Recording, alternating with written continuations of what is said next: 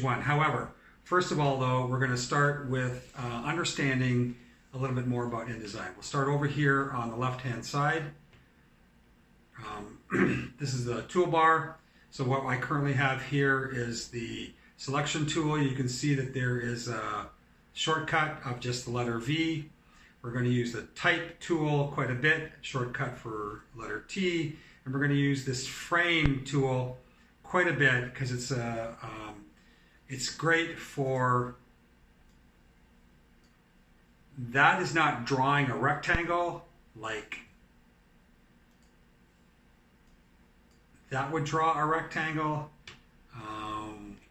and where we would actually fill it in. So this is the normal sort of rectangle tool that you would see for drawing circles and polygons and that sort of stuff too, okay?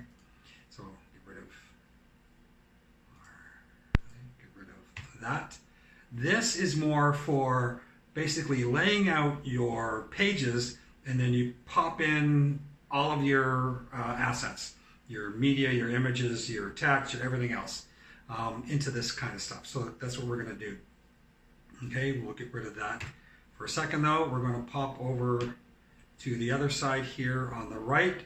These are all the tools that you're not going to need all of these. What you're going to need is animation. I'll show you how to get them in a second.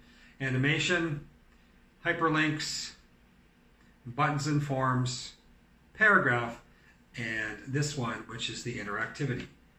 So what do some of these do? Well, some of the other ones are pretty obvious, but the interactivity one is great. So if I click on this, it's basically going to be like a preview, right? So if I click on the play button here, what we see is this first page.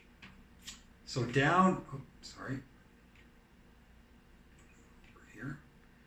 here you can see it can either preview one page or it can preview the entire document. So if I click on this, pull back again, click on the play button, it'll reset it. Has to load everything, reset it. So we have now our images. So if I click on an image, just like the actual document, it's going to take us to that page. So this is very helpful for checking to make sure things are working.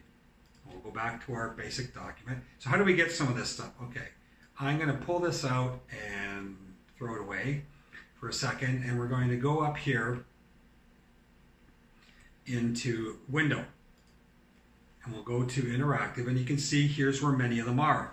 Animation, buttons and forms. So if I click on this, I get that same window that's going to pop up. I will minimize it as such so it's small here. I'm going to grab it across the bar at the top, okay? And then I'm going to grab it, and then I'm going to just drag it off to the side here so I can pop it in. Now, if you don't see anything like this, it's probably because when you opened up, maybe your page was set to Essentials. This is mostly for printing. We're going to make sure your page is set to Digital Publishing, and that will give you the opportunity, or at least a blank thing here with maybe one or two.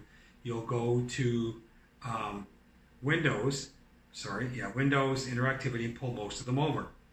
However, they're not all there. For example, I said you're going to need paragraph. Paragraph was not in Interactivity, so where is it? Well, there's a pretty cool function here in Help. So if I open up Help and type in paragraph,